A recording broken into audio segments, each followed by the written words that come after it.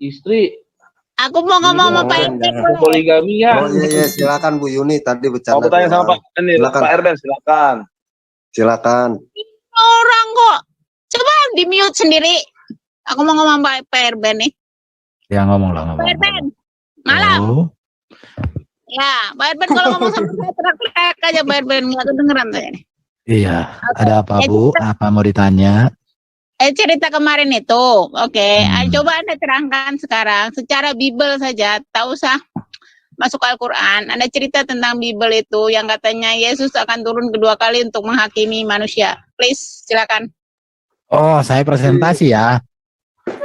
Ya, Ibu Yuni dengerin nih, jangan dipotong nih. Nah, jangan nanti Bu Yuni kebiasaan bilang panjang kali lebar kali tinggi. Satu-satu lah ngomong, bersopan, beretika.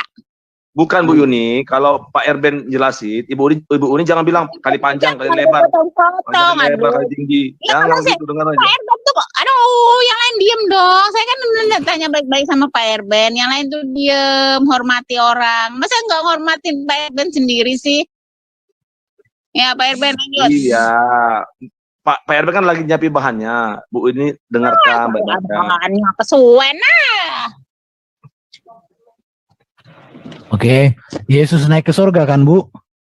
Bukan, yang saya tanyakan kan kita kemarin bercerita.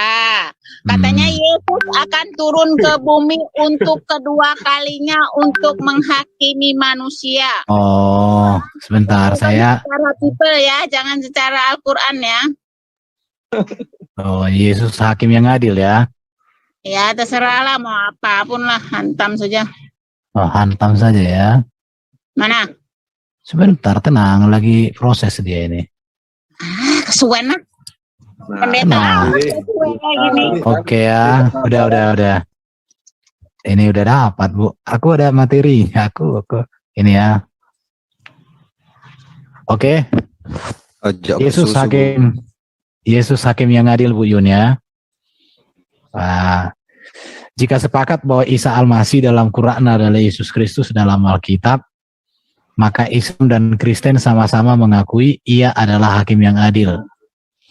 Tidak banyak data Quran tentang Isa Al-Masih sebagai hakim. Sedangkan data Alkitab itu sangat jelas dan cukup untuk membuktikan Yesus sebagai hakim yang adil. Oke? Ini dia. Nanti dulu stop.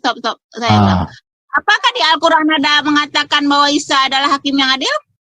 Ini ada di hadis Sahih Muslim nomor 220. Dikatakan Isa. Iya kan hadis dengan Quran kan kalian terima kan. Kita berbunyi apa? Ya ini bunyinya, demi Allah yang jiwaku di dalam tangannya. Sesungguhnya sesungguhnya telah dekat masanya Isa Al-Masih putra Maryam akan turun di tengah-tengah kamu. Dia akan menjadi hakim yang adil.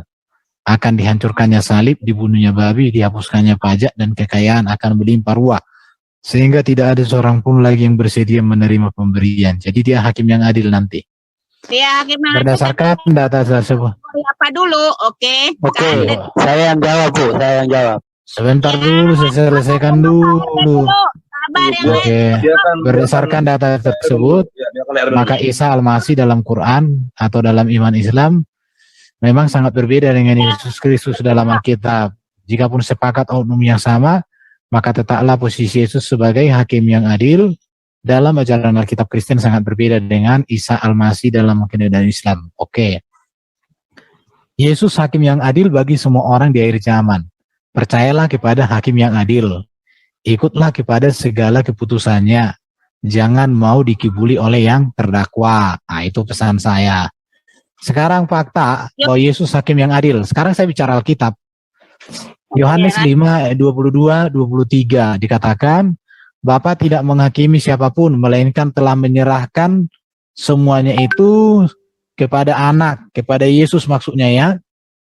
Ntar dulu, baterai laptopku butuh dicolok. Oke. Supaya semua orang menghormati anak sama seperti mereka menghormati Bapa. Barang siapa tidak menghormati anak, ia tidak menghormati Bapa yang mengutus dia. Ini Yohanes kata siapa?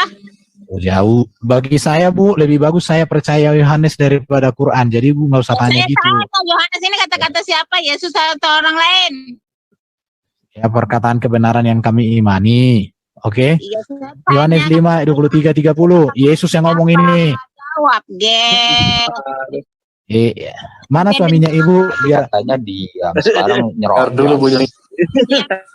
mana suami ibu? Kalau menjelaskan Bu. itu secara terperinci. Ya ini justru terperinci ada ayatnya. Ada suaminya Ibu Yuni. Pak, tolong direm dulu bibirnya Ibu. Saya Oke. tanya Yohanes ini siapa yang berkata Udah nanti. Udah. Nanti kalau ada dengarin dulu. Pak Nabi Yusuf putus-putus Nanti bentar ibu ya. ditanya sapi betina itu siapa, kan bingung juga ibu. Iya, siapa sapi betina itu? Siapa itu Aljin? apa perkataan Yesus? Di mute permanen aja deh, mute permanen bro. Enggak bisa diam Ibu Yuni di mute. Kalau mute awas. Itu namanya Iya. tidak fair. Iya masalahnya kan kau tanya, aku jawab. Aduh. Iya, yang ditanya kan Yesus sebagai hakim yang adil. Iya, sudah saya yang jelaskan. Ya, biar saya yang jelaskan. Kok bukan Sadi, jangan Oke. Sadi. Oke, yang ya. ditanya Pak itu. Yohanes bukan 5 Sadi. ayat 23 sampai 30 ya. Ia telah memberikan kuasa kepadanya untuk menghakimi karena ia adalah anak manusia. Aku menghakimi sesuai dengan apa yang aku dengar dan penghakimanku adil sebab aku tidak menuruti kehendakku sendiri, melainkan kehendak Dia yang mengutus aku. Ya, Yohanes 8 ayat 15 16. Kamu menghakimi menurut ukuran manusia, aku tidak menghakimi seorang pun. Dan jikalau aku menghakimi, maka penghakimanku itu benar, sebab aku tidak seorang diri, tetapi aku Iya. bersama-sama dengan Dia yang mengutus aku. Oke. Kan itu yang dulu yang banyak ya udah Yang nggak boleh. lain. Tutup dulu ini Pak Humisar. Aduh, suaranya itu mengganggu. Udah aku mute. Oke. Roma 2 ayat 16. Hal itu akan nampak pada hari bila mana Allah sesuai dengan Injil yang kuberitakan akan menghakimi segala sesuatu yang tersembunyi dalam hati manusia oleh Kristus Yesus. 1 Korintus 4 ayat 4 dan 5. Dia yang menghakimi aku ialah Tuhan. Oke, jelas ya.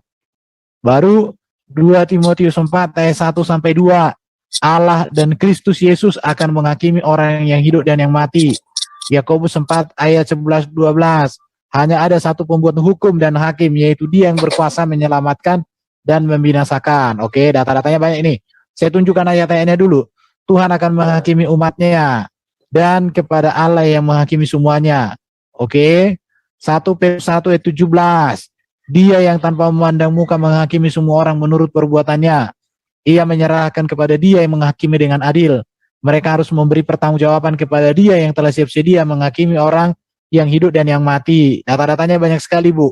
Kalau di Ibu tadi kan cuma satu hadis yang aku tahu. Ya, baru rumah Allah sendiri yang harus pertama dihakimi. Tuhan datang hendak menghakimi semua orang. Oke, supaya cepat. Soalnya Ibu nggak sabaran lagi nih, mau dibaptis.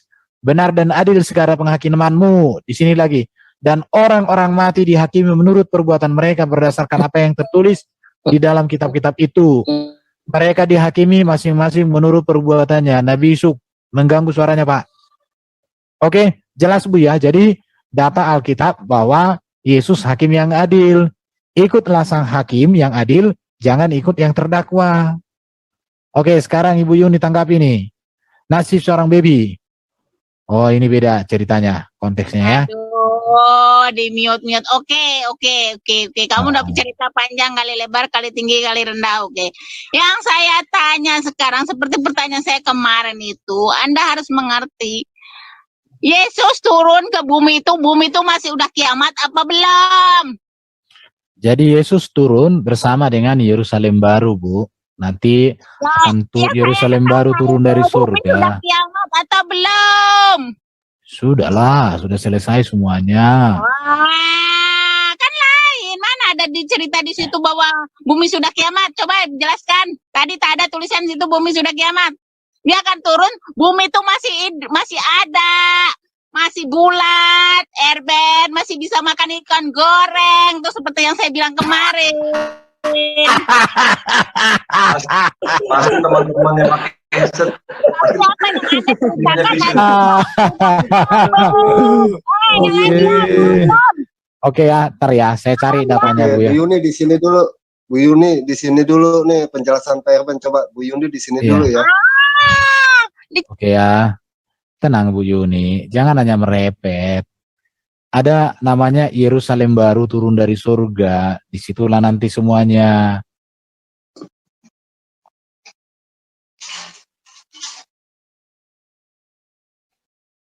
Oke, Bu Yuni mana Bu Yuni? Jangan merepet terus Masih ya. masih ada. Oke ya. Teman-teman, kalau pakai headset agak dikecilkan volumenya, takutnya nanti rusak gendang telinga. Udahlah, Alkitab online ya. Alkitab Masih Silakan online. bagus lanjut yang Pak pakai Erben. masih bagus yang pakai headset Pak, yang denger sendiri. Dia yang pakai speaker, kasihan. Silakan Tetangga Pak Erben, denger. langsung ini. Oke.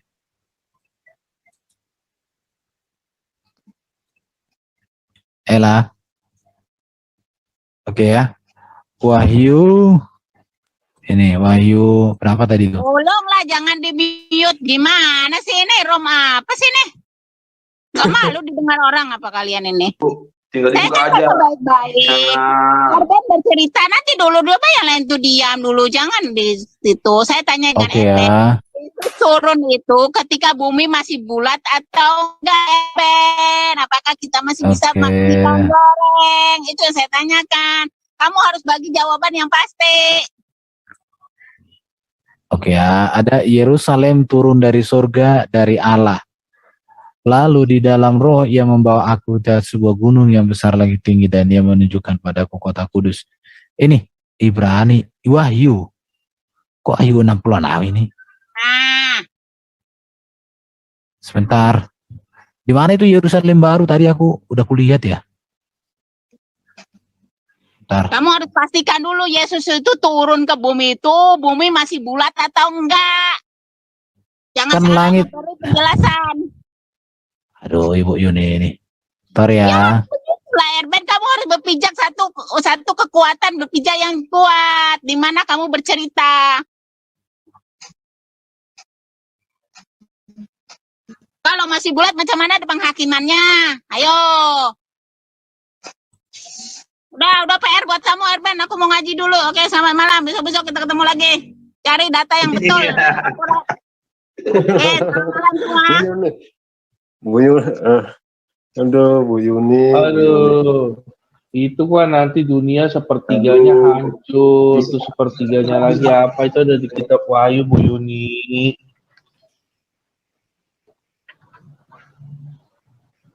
Ya itu apa ya dibilangnya tantangan buat apologet kita untuk menghadapi orang seperti Bu Yuni.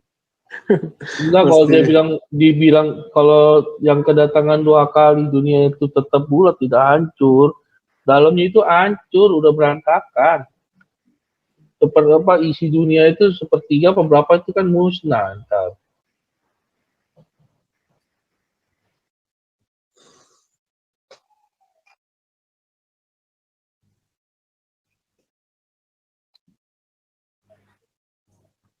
Udah datang Ibu Yuni. Ya itu udah ada tuh. Udah Pak My Life, jawab dulu Pak My Life. Lagi cari datanya aku Pak My Life. Udah resen Pak My Life itu. Silakan Pak My Life.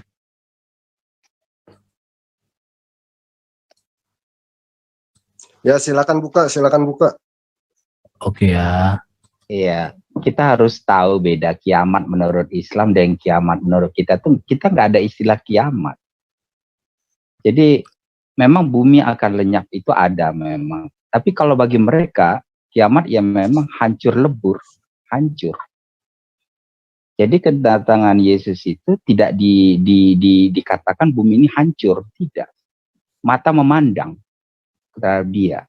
Tapi proses penghakiman itu kan bukan pada saat itu, tapi orang memandang ya, oh ternyata benar gitu, bahwa dialah yang datang itu. Gitu. Tapi mereka ada yang terlambat gitu, pengakuan terhadap dia, bahwa dia adalah sang juru selamat itu, atau dia itu Mesias itu, dia itu Tuhan itu akan diakui, semua akan tunduk, tapi ada yang terlambat dalam hal itu. Jadi Nah, itulah dinyatakan penghakiman Tuhan itu terhadap dunia ini yang sudah sudah menolak dia sebelum dia datang. Nah, itu sudah dalam penghakiman. Nah, jadi bagi kita sih beda kiamat menurut dia dengan menurut kita itu beda. Memang pada akhirnya bumi ini akan lenyap dan tinggal kita bersama-sama dengan dia di sorga. Nah, itu lain lagi ceritanya, eskatologinya beda. Oke, ini dengan luar biasa. Kami juga berdoa Tuhan segala apa ini? jahat. Aduh, gimana sih? Aduh. Nanti di mute permanen protes. Ini ya. Jadi akhir zaman itu kan, akhir zaman itu dengan zaman akhir beda ya. Tapi oke lah kita samakan. Periode kesengsaraan yang luar biasa di bumi yang mendahului kedatangan Kristus Yesus. Yang kedua, yang akan menghadapi antikris dan pengantar kerajaan Allah. Jadi memang akan banyak masalah-masalah ya. Banyak persoalan di bumi ini. Oke. Ini berdasarkan Matius ini. Keadaan akhir zaman itu dikatakan masa menjelang kedatangan Yesus itu ya. Peristiwa-peristiwa alam yang menggemparkan dan menakutkan. Bisa dibaca Matius 24. Jadi akan terjadi peristiwa-peristiwa itu. Yang berikut itu penyesatan, mengatasnamakan Tuhan, bahkan memakai kitab suci. Ini akan terjadi banyak penyesatan. Makanya penyesatan itu yang tidak ada jaminan keselamatan itu penyesatan itu. Yang tidak pasti masuk surga itu penyesatan. Karena yang benar itu memiliki kepastian masuk surga. Yang berikut itu ada perang global, ya. Apakah ada perang dunia ketiga? Nggak tahu lah kita, apakah ini maksudnya. Tapi yang pasti akan ada perang. Bangsa bangkit melawan bangsa. Kemudian ada penindasan terhadap orang percaya yang mengakibatkan banyak murtad. Itu Matius 24. Itu ciri-cirinya ya. Yang berikut itu manusia hidup tanpa kebenaran, durhaka kepada Tuhan dan sesama. Artinya dikuasai kebencian dan lain sebagainya. Ini keadaannya ya. Jadi, masa menjelang kedatangan Tuhan itu, penyesatan mengatasnamakan Tuhan, perang global, penindasan terhadap orang percaya, manusia hidup tanpa kebenaran, durhaka, tanpa kasih. Itu ya. Ini di masa antikristus. Ya, ini pekerjaan antikristus. Tetapi, masa menjelang kedatangan Yesus, matahari, bulan padam, bintang jatuh. Ini ya. Matius 24, 29, 2 Petrus 3, 9, 13, Yoel pasal 2, 30, 31. Peristiwa ini terjadi setelah Tuhan menyelamatkan umatnya seperti zaman Nuh. Penghukuman itu terjadi setelah orang benar diselamatkan, dipisahkan ke tempat yang aman. Jadi ketika dia datang dengan kemuliaan, bukan lagi di bumi yang panah ini, yang banyak dosa ini. Karena itu sudah dikatakan matahari bulan padam itu ya. Jadi berdasarkan yang harus kita kerjakan ya, satu, bertahan dan terus memberitakan Injil. Yang kedua, kita harus teladani Nuh, ia setia dan benar. Setia mengerjakan tugas yang diberikan tuannya, setia menantikan dan berjaga-jaga menyambut sang raja, setia mempergunakan karunia Tuhan untuk kemuliaan namanya. Itu aja. Jadi pertanyaan Ibu Yuni ini di sini terjawab. Kedatangan Yesus yang kedua itu menjelang kedatangannya matahari, bulan padam dan bintang-bintang jatuh. Dikatakan ya. Ya kalau udah bintang-bintang jatuh bagaimana itu nggak bisa lagi kita bahasakan. Tapi orang-orang benar sudah diselamatkan. Udah pasti. Nah itu yang aku dapat di data Alkitab. Mana lagi? Oke. Keadaan orang percaya. Ya, keadaan saat kedatangan Yesus. Ini untuk orang percaya.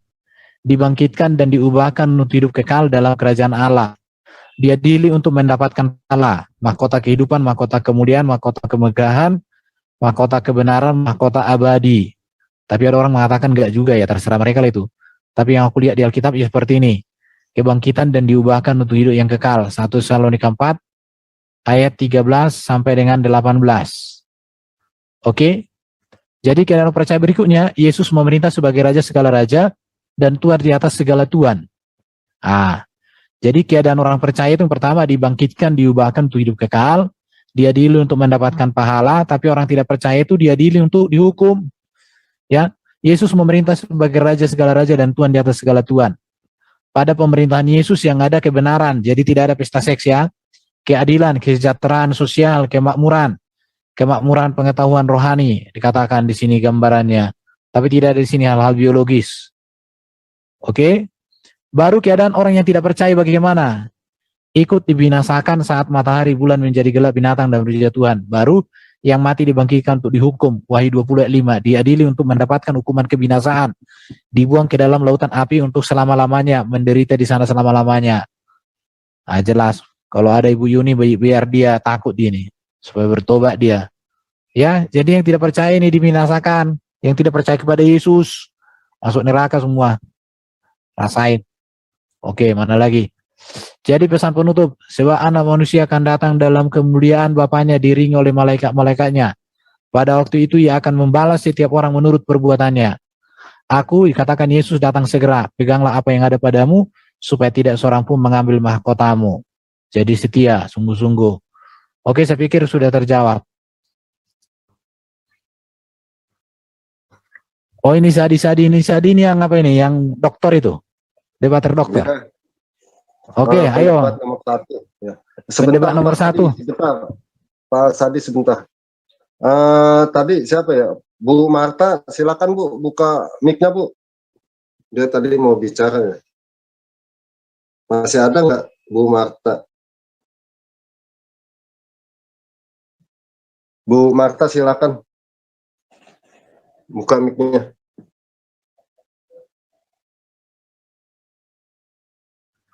Nanti sabar Pak Sadi. Kalau Pak Sadi dibuka nggak mau dengerin penjelasan lawan diskusi sih.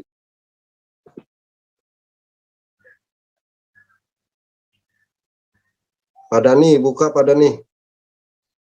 Saya kasih co-host Pak Dani nih.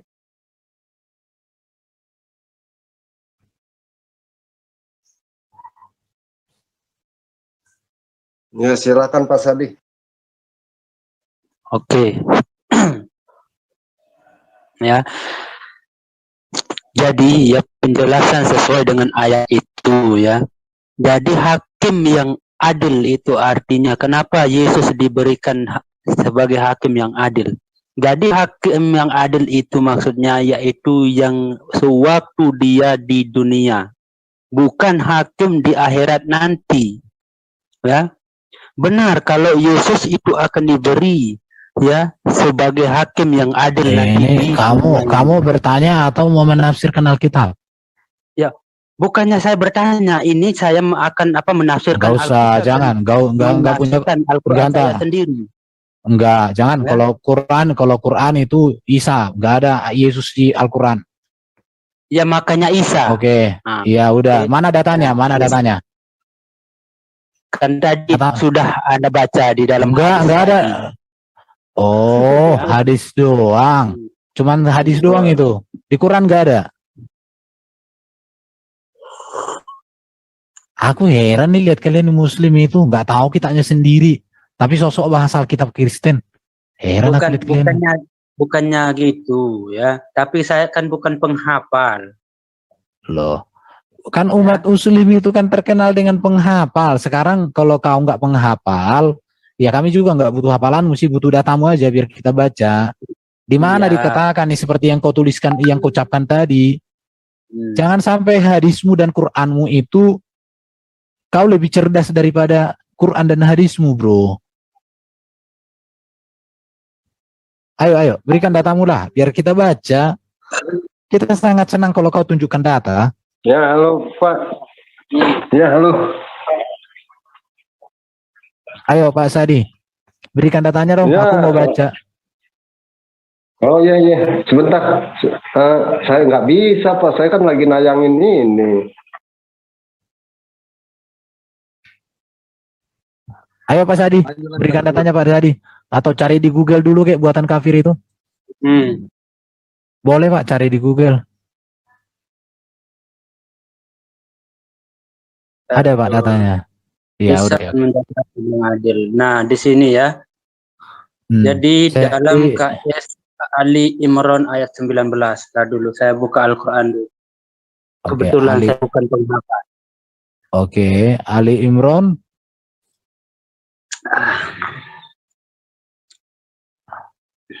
Ali Imran ya ayat ayat 19.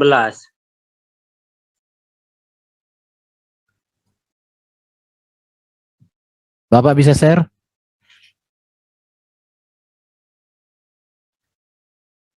Oke, kalau Bapak nggak bisa share, aku share lah.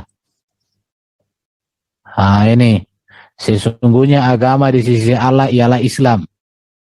Tidaklah berselisih orang-orang yang telah diberi kitab kecuali setelah mereka memperoleh iman karena kedengkian di antara mereka.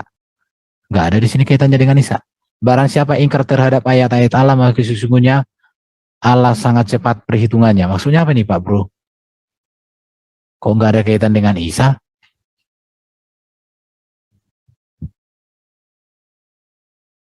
Ayahnya marah Bro.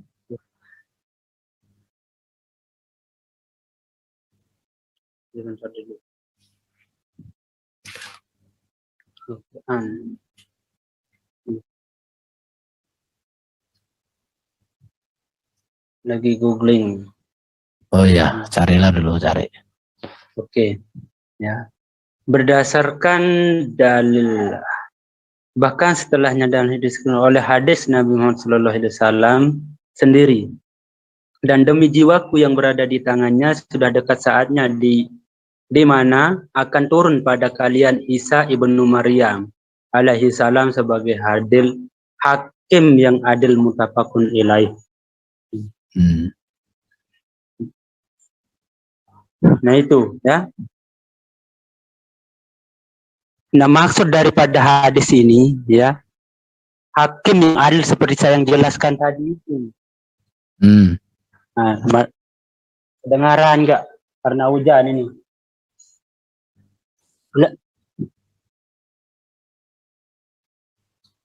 Ya. Terus kalau Isa hakim yang adil, kaitannya dengan iman Islam apa? Ya halo, hujan. Ntar dulu. Ya apa? Ah ini.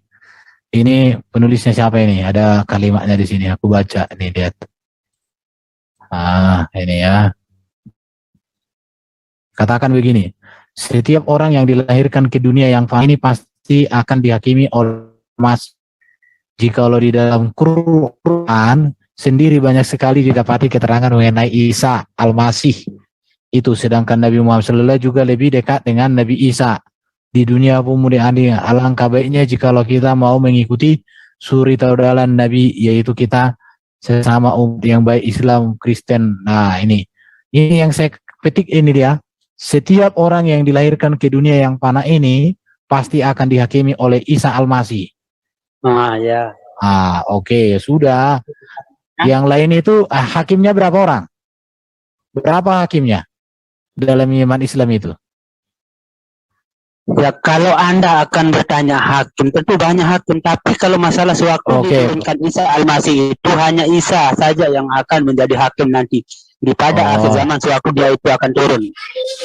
Berarti hanya Isa yang jadi hakim ya? Oke, berarti Nabi Muhammad dihakimi sama Isa ya? Nah kalau yang sudah mati itu ya tidak akan mungkin dihakimi oleh dia. Karena apa? Karena orang yang sudah mati itu akan dihakimi di akhirat nanti oleh Allah Subhanahu Wa Taala. Yang dihakimi oleh Yesus adalah orang-orang yang masih ada di dunia ini. Berarti kamu nggak baca tadi setiap orang yang dilahirkan ke dunia ini, bukan dikatakan yang mati. Dilahirkan ke dunia ini. Iya, dilahirkan ke dunia ini. Nah, siapa yang nggak dilahirkan di dunia ini? Ya makanya yang maksudnya yang masih hidup, Nggak ada dikatakan di sini yang masih hidup. Kau lebih pintar kau daripada kita. Mau aku heran lihat kau. Bukannya saya lebih pintar ya, tapi di sana pun tidak ada yang mengatakan bahwa nanti Isa Al-Masih itu akan mengadili di akhirat juga, tidak ada. Ya. Karena kuasa Yesus itu hanya sekedar di dunia ini saja. Iya, kurasa kan? Bukannya kurasa, memang seperti itu ya. Tadi kau bilang kurasa. Kurasa apa? Begini ya. Nah jadi ya, secara logika tidak akan mungkin Yesus itu akan mengadili di akhirat nanti. Kenapa? Karena jika Anda berpendapat kalau Yesus itu akan mengadili di akhirat nanti, di mana ya kekuasaan Bapa itu nanti di akhirat, dia sebagai apa di sana nanti? Apakah dia itu hanya sebagai penonton? Tidak kan?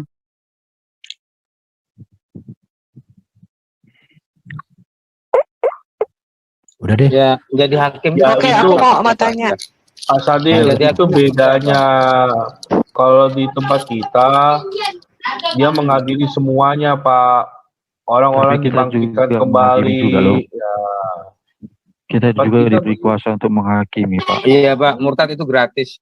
Lanjutlah. Halo. Silahkan. Kita juga diberi kuasa untuk menghakimi, Pak.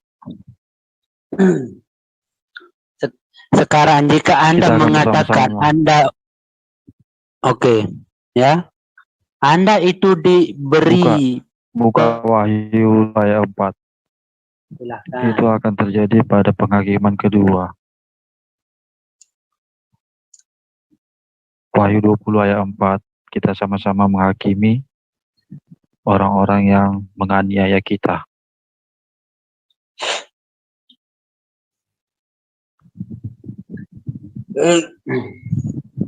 Buka. Silahkan buka ayatnya. Kalau Isa sebagai penghakim ada di Al-Quran juga, Pak. Bukan hanya di hadis, di Al-Quran juga ada. Iya, makanya saya sudah bilang dia itu menghakimi manusia itu hanya di dunia ini saja. Karena di dalam Al-Quran yang menghakimi di akhirat nanti itu Allah Subhanahu wa Ta'ala, bukan manusia yang akan menghakimi. Tapi kita dikasih kuasa juga bersama-sama dengan Isa untuk menghakimi orang-orang yang mati yang benar, diberi kuasa, Pak, untuk menghakimi. Wahyu 20 ayat 4 bisa ditolak. Oke, silakan. Sekarang kalau siapa yang akan manusia itu akan hakimi sekarang? Ini loh, Pak. Menurut Bapak itu Isa datang, ya Isa menghakimi itu menghakimi seperti apa, Pak? Wahyu berapa tadi? Wahyu 20 ayat 4. Kalau bisa ada yang bisa mentafsirkannya. Bahas Yesusnya aja dulu, nggak usah dulu ke kita. Wahyu. Jangan minta dibaca, Pak, ya. Aku tampilkan sampai yang baca. Lalu aku melihat tahta dan orang-orang yang duduk di atasnya, kepada mereka diserahkan kuasa untuk menghakimi. Aku juga melihat jiwa-jiwa mereka yang telah dipenggal kepalanya karena kesaksian tentang Yesus dan karena firman Allah, yang tidak menyembah binatang itu dan patungnya, dan yang tidak menerima tandanya pada dahi dan tangan mereka, dan mereka hidup kembali dan memerintah sebagai raja bersama-sama dengan Kristus untuk masa 1000 tahun. Nah, jelas kan? Kita akan bersama-sama untuk menghakimi orang-orang yang tidak memiliki kesaksian Yesus dan firman Allah, dan yang tidak menyembah binatang itu dan patungnya, dan yang tidak menerima tandanya pada dahi dan tangan mereka. Itu, Pak. Itu penghakiman kedua, ya. Setelah nanti masa 1000 tahun bersama-sama dengan begitu setan dilepas dari jerat rantainya di Wahyu 20 ayat 8, setan dilepaskan, Pak.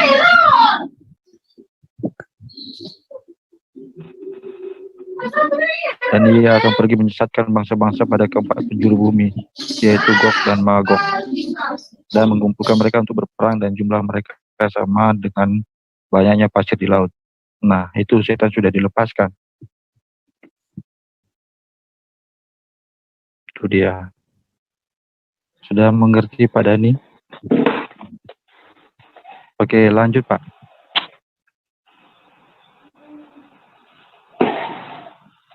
Teman-teman, sebelumnya atau fokus sama pembahasan, ya. Jadi nanti pembahasannya lebih enak gitu. Cuma ngingetin aja, fokus ya. Iya, Pak Dhani. Jadi Ya, kalau Pak Dhani, Pak Sadi bisa. Jadi kalau di Ya. kitabnya Pak Dhani tadi, Isa itu kan datang kan membunuh babi toh. Apa kaitannya itu mematahkan salib? Buat apa dipatahkan salib sama membunuh babi saja? Kecil Coba. kali itu. Iya, kecil kali itu, hanya ngurusi babi sama salib. Ada apa dengan itu salib yang dengan tadi. babi? Coba dulu jelaskan, Pak. Kalau di kita, Isa datang itu nanti dia akan menghukum iblis di neraka selama-lamanya bersama pengikut-pengikutnya. Betul. Nah, itu bedanya. Silakan jelaskan kenapa harus babi dibunuh sama salib dipatahkan. Ya, sudah. Ya, silakan, Pak, silakan. jelaskan, Pak Pak. Sadi. Jelaskan. Jadi alasannya kenapa ya? Karena yang pertama ya, salib itu adalah merupakan lambang ya yang sudah menyesatkan agama ya, agama Islam seperti itu. Itu sebabnya Isa Al-Masih itu mematahkan salib itu. Nah, itu sebabnya ya Isa Al-Masih itu turun untuk menghakimi orang-orang yang tidak percaya dengan dia. Ya, yang tidak percaya dengan Isa Al-Masih itu. Ya, karena apa? Ya, salib itu dipatahkan karena itu bukanlah lambang dari Tuhan semesta alam ini. Itu sebabnya akan dipatahkan, akan dirusakkan. Salib yang mana itu? Dalilnya, Pak. Iya, salib yang dalilnya mana, Pak? Baru Dalilnya apa? Beri ayat dong, Pak. Salibnya di mana? Maksudnya salibnya tempatnya apa? Di iya, jalanan, salibnya itu di mana itu? Di mana? Ya itu ya para ya umat yang telah mempersekutukannya. Siapa Ya, yang siapa umat yang mempersekutukan? Yaitu ya yang mengingkari, yang bisa disebut dengan kalian yang mengingkari bahwa keesaan Tuhan itu, tidak mengakui bahwa Ini orang Tuhan ini aneh nih. Sekarang gini, sekarang kalau memang Allahmu Esa, mengapa sahadatmu itu harus ada nama baginda? Nah, bisa nggak kamu bersahadat tanpa nama baginda? Jikalau kita bersahadat tanpa nama beliau atau nama Nabi Muhammad Shallallahu Alaihi Wasallam, ya, berarti kita tidak mengakui bahwa Nabi Muhammad Shallallahu Alaihi Wasallam itu adalah utusan Allah. Kita tidak mengakui, maka kita tidak Islam. Berarti itu tanpa Muhammad kalian tidak selamat gitu? Tidak, karena apa? Karena beliau adalah jalan. Ya. Beliau itu berarti Allah kalian itu nggak berkuasa menyelamatkan kalian tanpa baginda gitu? Bukannya tidak kuasa ya, tapi apa? Ya, sehingga beliau itu diutus ya, karena beliau itulah yang akan menjelaskan dan menceritakan gimana cara kita untuk mendapatkan keselamatan dari Allah Subhanahu wa taala. Karena tapi baginda sebentar. Tapi baginda itu tidak bisa menjamin bapaknya, ibunya, sama anaknya juga loh masuk surga. Apalagi kamu. Ya. Gimana itu? Ya. Karena apa? Ya di dalam konsep Islam itu, ya di dalam konsep Islam itu tidak ada yang bisa menjamin diri pribadi seseorang itu masuk surga kecuali dirinya sendiri. Oke, berarti kalau begitu, kalau keselamatan itu tanggung jawab diri sendiri, mengapa syahadat itu harus ada nama Muhammad? Kau Ya, bilang tadi, kau nggak konsisten di sini. Jadi keselamatan yang mutlak itu apa? Usaha diri sendiri, syahadat harus ada nama baginda, atau cukup hanya Allah itu sendiri? Ya, sudah. Dari tadi kau ngambang jawabannya. Kau bilang tadi usaha sendiri, tapi ketiganya kenapa syahadat harus ada nama baginda? Gak selamat kita karena kita tidak mengakui. Jadi sebenarnya keselamatan kalian itu apa sih? Nah, sudah. Jadi konsep keselamatan di dalam Islam itu ya harus mentaati Rasul dan Allahnya, harus melakukan segala perintah-perintahnya. Itu adalah konsep di dalam Islam. Jadi di dalam Islam itu tanpa ada seorang pun yang akan dikorbankan untuk mendapatkan keselamatan, tidak. Ya, tapi itu adalah usaha diri kita sendiri. Oke, siapa Islam yang sudah masuk surga? Ya, nah jadi kalau Anda bertanya seperti itu ya, karena surga itu adalah hak Allah Subhanahu wa taala dan surga itu adalah rahasia Allah Subhanahu wa taala. Jadi hanya Allah yang Maha mengetahui. Jadi kita sebagai manusia hanyalah ya, menanti Jadi keridhaan syahadat itu masih bimbang, Pak ya. Berarti syahadat itu nggak ada kepastian dong kalau kayak gitu. Jadi kalau masalah syahadat, jika tidak ada Nabi Muhammad SAW, siapa yang akan mengajarkan kita? Siapa yang akan memberikan tahu kita? Quran Pak yang ngajarkan. Loh. Nah, ya sekarang kalau Al-Quran, Anda mengatakan Al-Quran yang mengajarkan, siapa yang akan menyampaikan Al-Quran itu? Kalau tidak ada kan sudah disampaikan jadi buku, Pak. Kenapa ada syahadat? Katanya pakai syahadat, tapi semua nanti apa kata Allah. Lalu apa pahala lagi? Ya. Nah, jadi kalau masalah Al-Quran itu ya, jadi Allah itu tidak akan mungkin ya menurunkan sesuatu firman-Nya itu akan langsung menjadi Al-Quran. Oke, sekarang saya tanya samamu. Ketika artinya gini, kamu pergi, kamu suruh orang beli nasi goreng. Yang kamu butuhkan nasi gorengnya atau yang suruh ngantar itu? Tentu yang saya butuhkan adalah nasi gorengnya. Tapi kalau saya tidak menyuruh seseorang di mana saya akan mendapatkannya. Kalau sudah kau dapatkan nasi gorengnya itu, orangnya itu kan yang suruh ngantar itu kan udah pulang kan? Nah iya. Maka kamu hanya berhubungan dengan nasi goreng kan? Nah iya, tentu kita akan mempertanggungjawabkan. Udah. Jadi gini ya, makanya kalau di Kristen kita tidak berpedoman kepada para rasul itu keselamatan kita, tapi pada Yesus. Para rasulnya itu sudah memberitakannya. Kita hanya percaya kepada berita itu sudah. Nah, jadi sekarang Oke, dengarin ya. Dengar dulu. Yesus itu sudah datang dari surga. Dia sudah di surga. Dia menjamin surga. Dia tidak berdosa. Maka itu sudah cukup membuktikan bahwa keselamatan yang pasti ada dalam Yesus. Sekarang baginda Muhammad sudah di surga apa belum? Ya. Nah, jadi kalau itu pertanyaan Anda ya. Ya. Nabi Muhammad SAW itu ya sudah ada di surga. Oke, mana ayat, mana datanya? Nah, jadi datanya. Mana datanya? Kapan dia bangkit? Siapa yang melihat dia bangkit naik ke surga? Orang Muhammad ditunggu 3 hari gak bangkit-bangkit ya. Iya, namanya juga ya manusia itu jasanya itu harus kembali kepada ya. Ya udah, di mana Nabi Muhammad dikatakan udah di surga? Ya. Jangan hanya ngomong dong. Oke, makanya sekarang begini. Pakai data dong. Apa kamu jadi Allah bisa menentukan baginda masuk surga? Coba di mana di data Quran atau hadis menyatakan bahwa baginda Muhammad sudah masuk surga? Coba kasih data dong. Allah itu aja bersolawat sama malaikatnya sama kepada Muhammad. Makanya tenang aja. Ya udah, di mana datanya bahwa baginda Muhammad itu udah masuk surga? Allah sendiri yang ngomong lo ya, bukan para ulama.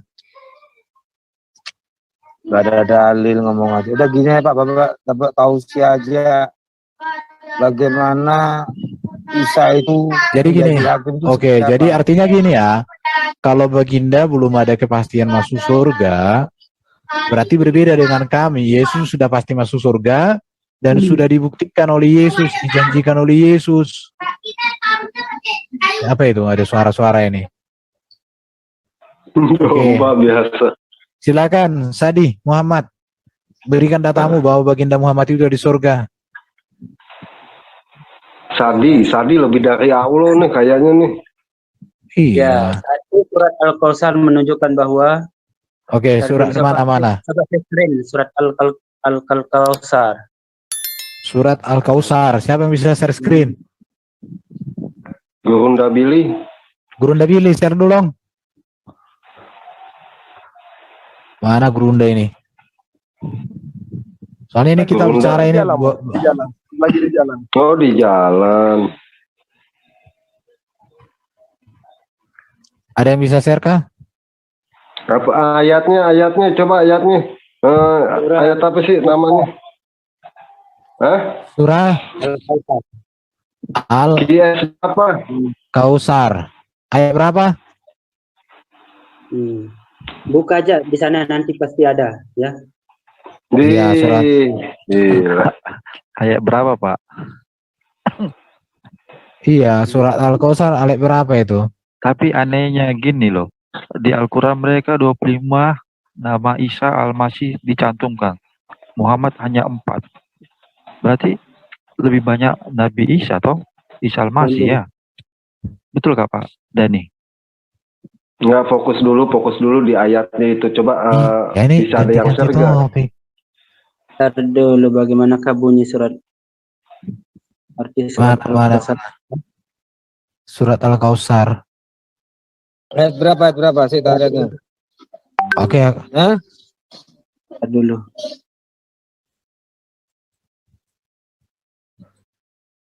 Loh, ayat berapa kok nggak ada yang ngomong? Itu Pak ayatnya. Berarti benar domba yang mengatakannya belum pernah menemukan orang yang hafal Quran. Memang ada. Pak Sadi di chat aja Pak Sadi, coba QS berapa, ayat berapa. Kalau Muhammad sekarang ada di surga. Sudah 2 tahun domba cari penghafal Quran nggak nemu-nemu. Para debater juga, bola polemik, ustaz gak ada yang kenal. Tapi ngomongnya hafal. Kalau ditanya disuruh ke Medina, disuruh ke Mekah, disuruh ke Turki.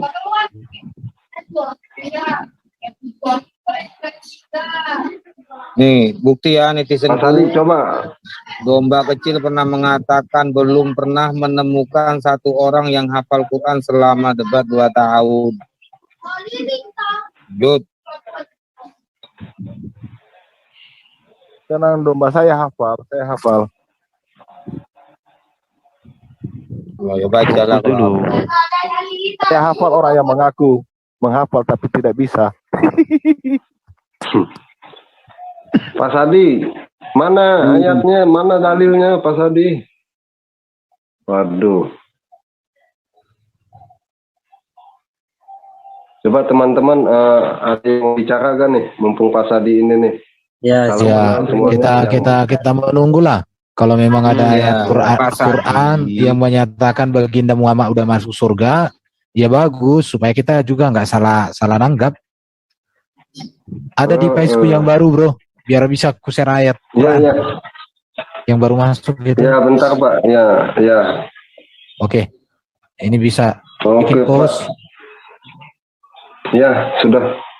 Oke, biar untuk ayat Quran di masa besar piro iki ini. Ini lancar ini kita ini. Al-Kautsar itu surat piro itu? HP baru ini kita. Bukan, ini HP lama ini. Surat Kautsar. Kasih sama domba kecil. Oh, domba kecil bulan. Domba kecil udah beli hotel kemarin itu. Iya, ini suratnya ada nih Pak. Main monopoli sama anakku. Mana ini Al-Kautsar ini? Iya ada kan nih. Jangan-jangan nggak ada nih Pak Sadi nih. Iya kan udah dibilang tadi Al-Kautsar ya, kita baca aja satu-satu. Pelan-pelan, sakit mata. Mana ini Al-Kautsar ini?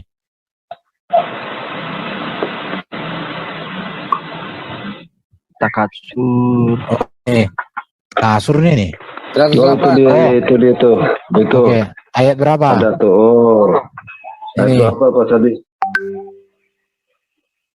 sampai habis, Lek. Baca, Lek. Maka dirikanlah salat karena Tuhanmu dan berkurbanlah. Loh, rupanya di Muslim ada kurban ya, Pak? Apa gunanya kurban ini? Pertanyaan Ya, ini. Kalau Muslim itu berkurban. Oh, ayatnya cuma 3, Pak. Sesungguhnya kami telah memberikan kepadamu nikmat yang banyak. Maka dirikanlah salat karena Tuhanmu dan berkurbanlah. Sesungguhnya orang-orang yang membenci kamu, dialah yang terputus. Apa maksudnya terputus di sini? Coba kita lihat. Sesungguhnya orang yang membencimu dia terputus. Di sini, maka dirikanlah salat karena Tuhanmu dan berkurbanlah. Berarti kurban apa ini, Pak, yang dipersembahkan baginda ini? Untuk memperkenyang perut itu. Nambah vitamin. Jangan ditafsir gitu ya.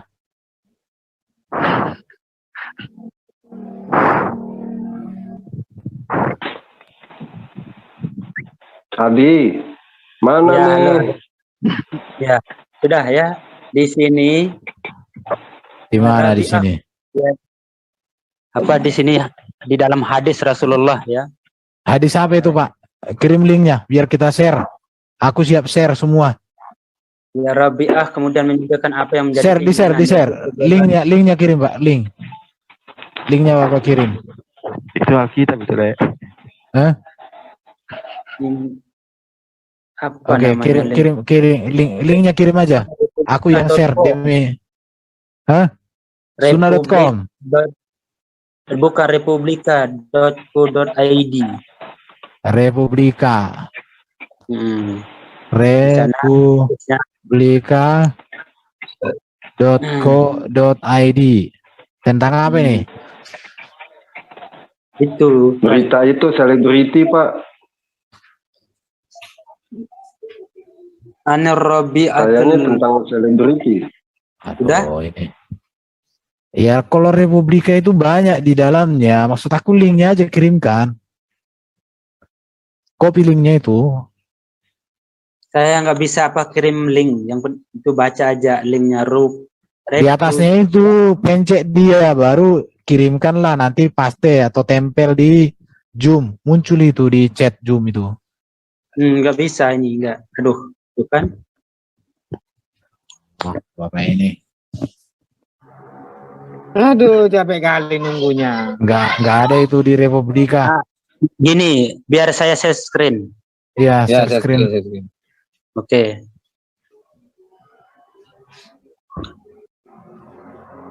Only the host can share in this meeting. Kasih host dia, kasih host.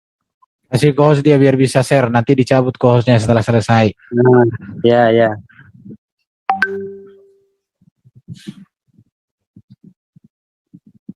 Silakan Sadi. Jangan macem-macem nih, saya. Itu siapa tuh?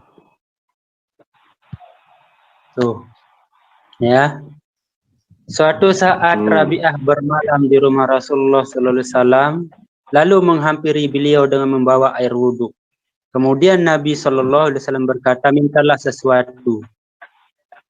Ya, lalu Rabi'ah menjawab, "Aku ingin menemanimu di surga Rasulullah." Di surga Rasulullah bertanya lagi, "Ada permintaan selain itu?" Rabi'ah mengatakan lagi itu, "Ya, aku minta." Nabi Muhammad SAW kemudian bersabda, "Bantulah aku mewujudkan keinginanmu dengan memperbanyak sujud dan sholat." Oke, berarti bantu ya. Harus dibantu ya. Maksudnya itu Rabi'ah itu ya. Nah, jadi harus dengan sujud dan sholat itu kita akan bisa mencapai surga. Seperti yang di dalam surah Al-Baqarah yang berbunyi wasta'inu bisobri washolah. Oke, pertanyaannya gini, siapa yang sudah melakukan sujud sholat ini sudah masuk surga? Itu kan pertanyaannya. Nah, ya, jadi masalah itu ya, kan ada kalau ya bukannya Islam itu, kalau sudah Islam itu dia melakukan segala perintah Allah, tidak. Ada juga Islam yang tidak melakukan. Ya udah, pertanyaannya siapa orang Islam yang sudah yang melakukan sujud sholat masuk surga? Baca dulu bentar lagi. Bantulah aku mewujudkan keinginanmu dengan memperbanyak di bawah kenapa? Memperbanyak sujud. Itu Nabi perkataan Muhammad itu, minta Le. bantuan. Itu perkataan, belum ke surga itu. Iya, makanya belum di surga ini. Ya, Aku makanya ingin menemani. Makanya bantulah aku. Jadi baginda itu nggak bisa. Iya, makanya kan ke konsep Ini dengar keselamatan dulu, di dalam makanya. Islam itu saya sudah mengatakan Ya bahwa sudah. kita harus melakukan sholat. Iya, Oke, Nabi Muhammad sekarang- tidak bantu. Tunggu, tak baca lagi. Nabi Muhammad SAW kemudian bersabda, bantulah aku mewujudkan keinginanmu dengan memperbanyak sujud. Berarti Nabi Muhammad masih perlu bantuan. Iya, makanya kan harus bersujud dan bersolat sesuai dengan firman Allah di dalam surah Al-Baqarah, ya, wasta'inu bisobri wasolah, jadikanlah sabar dan solat itu sebagai penolongmu. Sedangkan seperti saya sudah bilang tadi, konsep di dalam Islam itu, ya, tidak ada manusia yang bisa atau mampu menolong dirinya sendiri. Berarti Muhammad nggak bisa ya? Termasuk Dirinya baginda, sendiri. karena baginda kan manusia juga. Nah, iya, benar. Ya udah, Beliau oke, benar. makasih. Nah, gitu dong, jujur dong. Iya, tapi kan beliau itu maksum dari dosa. Loh, Kalau siapa yang beliau- bilang maksum? Maksum Ya, itu apa sih maksum? Maksum itu terhapus dari dosa. Berarti Terbebas dia dari- berarti dia pernah berbuat dosa kan? tentu dia akan pasti dia akan berbuat salah seperti di dalam kisah, ya. Nah, begini. Dulu ada kisah, ya. Mantap kejujurannya mantap. Makasih. Jadi, Terima kasih. oke, yang mau saya sampaikan samamu, bro. Saya mau saya sampaikan. Sebentar. Tapi kan Allah Subhanahu wa taala itu sudah Iya. mengampuni dosa Nabi Muhammad dari Oke. dari awal sampai akhir kan. Ada Oke. suratnya itu tapi saya lupa. Iya, yang mau saya pesankan samamu, ikutlah yang tidak berdosa, jangan yang pernah berdosa. Ikutlah yang di surga, jangan yang tidak di surga. Itu aja deh. Oh, saya tampilkan hadis dulu, Bang. Saya tampilkan hadis dulu. Oke. Oh, iya. Jika memang itu tidak berdosa, sekarang baca ayat ini, ya. Jadi begini. Iya. Di mana ada Yesus berdosa? Jadi kalau Muhammad tidak berdosa, tidak mungkin dia meminta untuk keselamatan dengan doanya. Nah, sekarang kita baca hadis saya bukan 64 ayat 6467. Baca, Ikro. Nah, Nabi melakukan perbuatan baik dengan benar, tulus dan moderat, dan terima kabar baik karena perbuatan baik seorang tidak akan membuatnya masuk surga. Mereka bertanya, bahkan kamu ya Rasulullah? Dia berkata, bahkan aku kecuali dan sampai Allah melimpahkan ampunan rahmat dan kepadaku. Oke, berarti benar. yang bro sampaikan betul. Oke, udah. Jadi pesan saya, ikutlah yang tidak berdosa, ikutlah yang jadi hakim, ikutlah yang sudah di surga. Jangan ikut yang berdosa, jangan ikut yang masih dalam kuburan, jangan ikut yang dihakimi, yang terdakwa. Oke, itu aja pesan saya.